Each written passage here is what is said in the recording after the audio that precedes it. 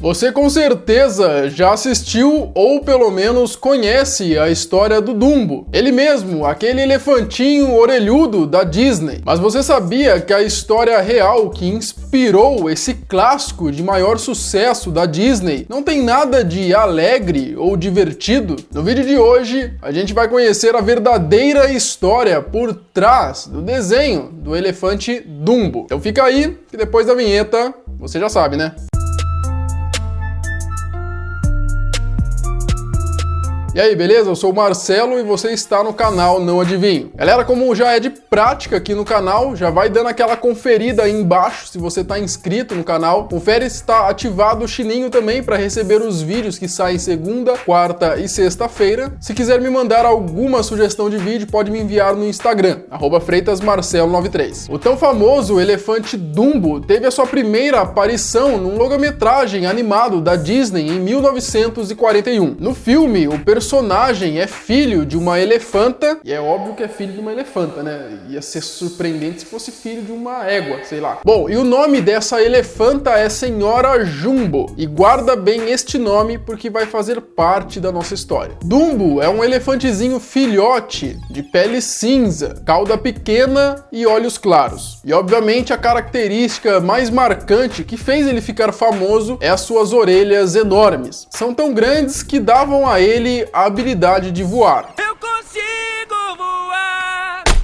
Bom, eu acho que a maioria das pessoas aqui conhecem a história do Dumbo. E recentemente, com todos esses filmes que a Disney vem lançando em live action, dos clássicos que ela tinha, ela lançou também um remake contando a história do clássico da década de 40. Pois bem, chega de falar do Dumbo, bonitinho e feliz da Disney, e vamos falar do Jumbo, uma história triste, mas ao mesmo tempo intrigante. Foi ele que foi responsável por inspirar essa história clássica da Disney. Entretanto, ao contrário de Dumbo, como já dito, ela não tem nada de feliz. E vou chorar. Jumbo era um elefantinho de 2 anos e meio que foi capturado em 1862 por caçadores que mataram sua mãe enquanto tentava proteger o seu filho. O elefante foi batizado então com o nome de Jumbo, que significa olá em uma das línguas africanas. Na história da Disney, eles mudaram para Dumbo, que significa mais ou menos tolo em inglês. Os caçadores que trouxeram o Jumbo da África estavam com medo de que o elefante estivesse morto, porque ele estava muito debilitado devido às más condições da viagem. Levaram ele da África direto para Paris. Chegando lá, eles trocaram Jumbo por um rinoceronte, porque o mesmo estava muito doente. Diferente do elefante da Disney, o Jumbo não tinha orelhas enormes, que davam a ele a habilidade de voar. Entretanto, ele tinha um tamanho jamais visto em outros elefantes. Ainda filhote, o seu tamanho era basicamente a de um elefante adulto de outras raças. Isso porque Jumbo era um elefante africano, enquanto os outros elefantes existentes nas cidades, nos circos, nos zoológicos, eram todos de raças asiáticas. E agora fica a reflexão aí. Por que tudo que vem lá da África é grande e que vem lá da Ásia é pequeno?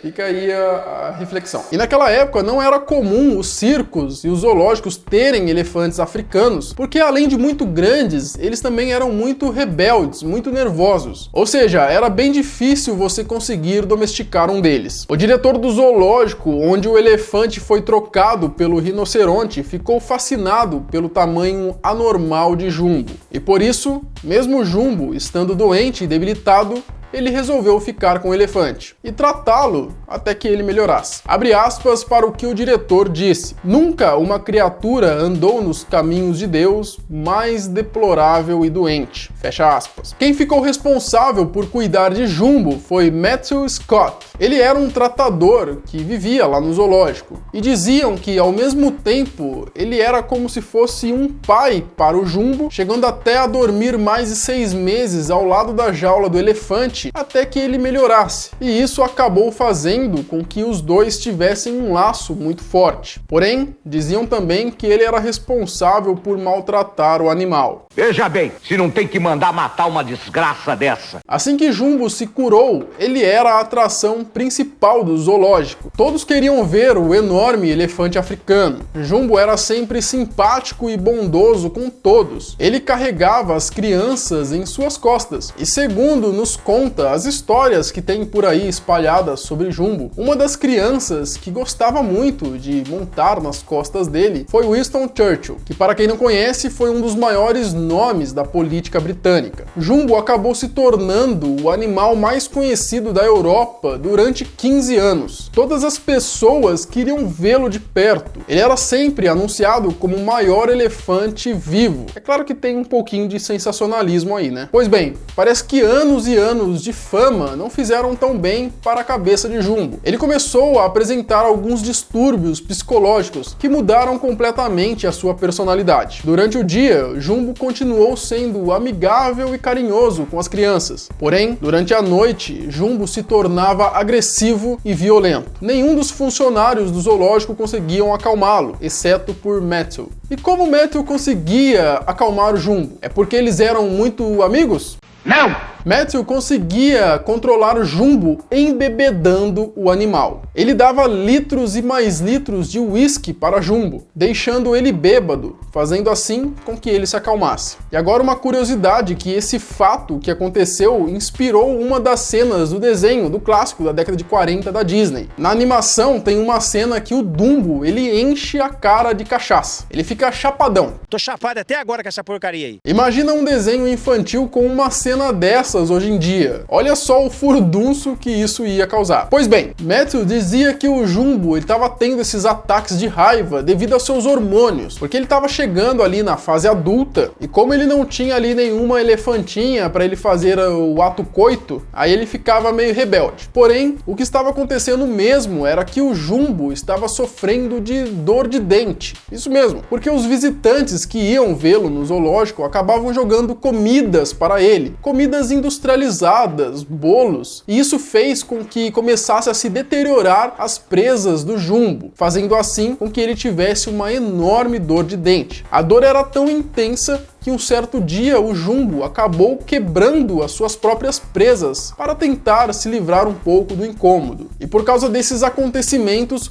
o dono do zoológico resolveu se livrar de Jumbo, vendendo ele para um dono de um circo. O nome de seu novo dono era Barnum. Barnum andava pelas ruas dos Estados Unidos exibindo seu novo e maior elefante, a sua mais nova atração do circo. Jumbo agora era um sucesso entre os americanos. Em um dos eventos organizados por Barnum, Jumbo e mais outros 20 elefantes cruzaram a ponte do Brooklyn. E esse feito foi uma jogada de marketing para mostrar como que a ponte era resistente e forte. Bom, ainda bem que a ponte não quebrou, né? Imagina só 21 elefantes caindo na água. Jumbo agora, aparentemente, estava em melhores condições, pois agora ele vivia com outros elefantes e tinha mais espaço, fazendo assim com que ele aliviasse um pouco o seu estresse. Mas nem tudo são flores. Em uma dessas viagens de Jumbo, ele acabou sendo acertado por um trem e, infelizmente, faleceu. E esse acontecimento inspirou outra cena clássica do desenho da década de 40, onde o Dumbo, no final do desenho, acaba encontrando a sua mãe, que estava ali num vagão de um trem. Barnum, que não era bobo nem nada, resolveu capitalizar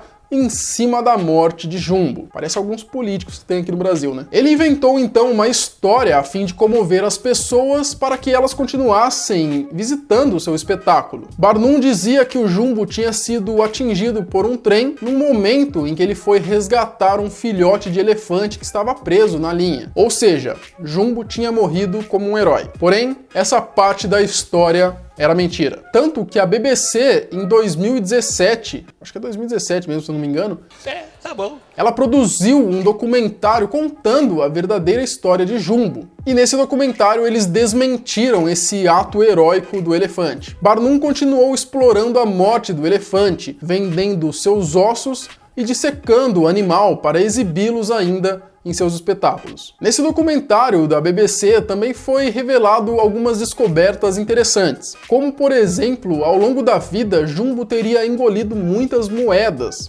essas que provavelmente os visitantes do zoológico jogavam para ele. Outro fato curioso é que os ossos de Jumbo eram muito desgastados. Era como se fosse de um elefante idoso, porém Jumbo só tinha 24 anos, ou seja, ele era bem jovem. Para vocês terem ideia, um elefante africano vive em média 70 anos de idade. Jumbo provavelmente tinha ossos assim devido ao fato dele ter carregado muito peso nas costas quando era menor. E essa é a história real do tão fofinho elefante da Disney chamado Dumbo, ou melhor, Jumbo. Uma triste e ao mesmo tempo intrigante história da vida sofrida de um animal que era explorado para servir como a atração principal de zoológico e circo para fins lucrativos. E hoje em dia é bem difícil você ver animal em circos. Mas eu lembro quando eu era molecote, era bem comum isso. Às vezes vinha circos aqui na cidade e você sempre via, né, as atrações principais tinham leões,